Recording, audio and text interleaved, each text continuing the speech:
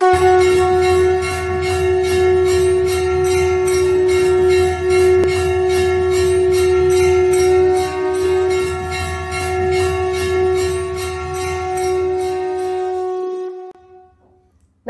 आप देख रहे हैं द सूत्रधार। मैं हूं स्मृति झा। महाशिवरात्रि क्यों मनाई जाती है, इस पर पुराणों के आधार पर हम आपको सही सही जानकारी दे चुके हैं। आज आपको शिवरात्रि के दिन की वह कथा सुनाने जा रहे हैं जिसे व्रत करने वाले भक्त प्राचीन काल से ही कहते और सुनते चले आ रहे हैं। यह कथा शिव पुराण से खास आपके लिए संकलित की गई है, क्योंकि शिवरात्रि के दिन भगवान शिव की पूजा के साथ साथ महाशिवरात्रि व्रत की कथा भी पढ़नी चाहिए। चित्रभानु की कथा पढ़ने से आप भगवान शिव की महिमा और इनकी भक्ति के महत्व को समझ पाएंगे। भगवान शिव भोले हैं, वे आसानी से प्रसन्न होते हैं। वह सच्चे मन से जल अर्पित कर देने मात्र से ही प्रसन्न होकर अपने भक्तों के दुख दूर कर देते हैं और उनको शिवलोक में स्थान प्रदान करते हैं। महाशिवरात्रि का दिन उनको प्रसन्न करने का सबसे बड़ा अवसर है। आइए सुनते हैं महाशिवरात्रि की कथा। शिव पुराण के अनुसार एक समय में चित्रभानु नामक शिकारी शिकार करके अपने परिवार का पालन पोषण करता था। उस पर साहूकार का कर्ज था। समय से कर्ज चुकता ना करने के कारण साहूकार ने उसे बंदी बना लिया। उस दिन शिवरात्रि थी। दिन भर वह भूखे प्यासे रहते हुए भगवान शिव का स्मरण किया और दिन गुजर गया। शाम को साहूकार ने उसे कर्ज चुकाने के लिए अगले दिन का समय दिया और चित्रभानु को छोड़ दिया। तब चित्रभानु भूख प्यास से व्याकुल होकर जंगल में शिकार खोजने लगा। देखते देखते शाम और फिर रात हो गई। तब वह एक तालाब के पास बेल के पेड़ पर चढ़ गया और रात बीतने की प्रतीक्षा करने लगा। उस बेल के पेड़ के नीचे शिवलिंग था।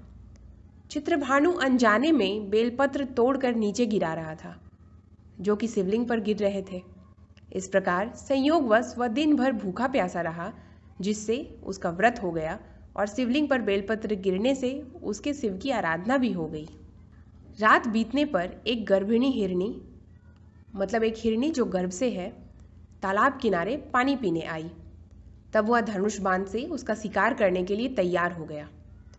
उस हिरनी ने चित्रभानु को देख लिया। उसने शिकारी से कहा कि वह गर्भवती है, जल्द ही प्रसव करेगी।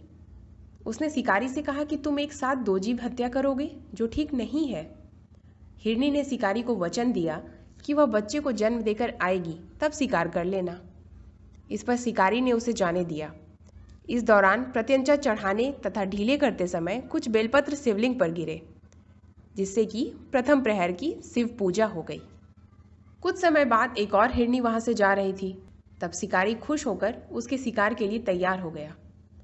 तब हिरनी ने उससे निवेदन किया कि हे शिकारी, मैं थोड़ी देर पहले ऋतु से निवृत्त हुई हूँ, मतलब मासिक चक्र से निवृत्त हुई हूँ।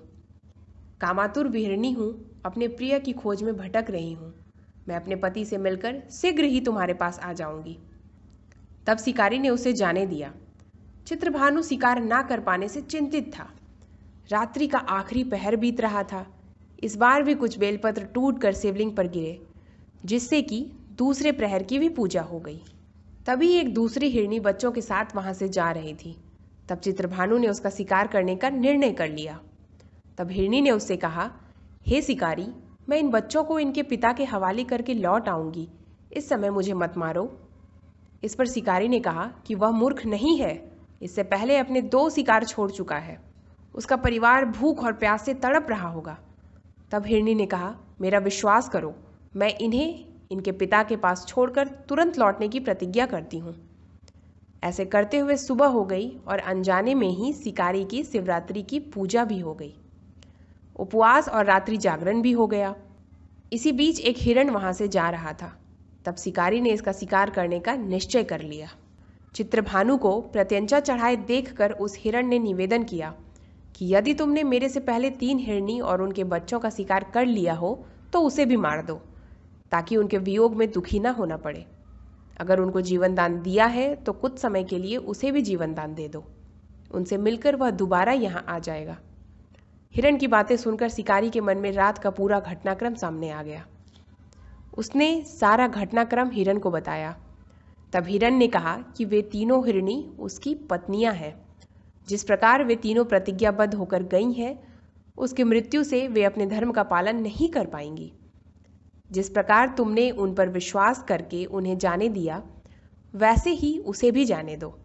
वह अपने परिवार के साथ जल्द ही यहाँ उपस्थित हो जाएगा। चित्रभानु ने उसे भी जाने दिया। शिवरात्रि व्रत और पूजा होने से उसका मन निर्मल हो गया। उसके अंदर भक्ति की भावना जागृत हो गई।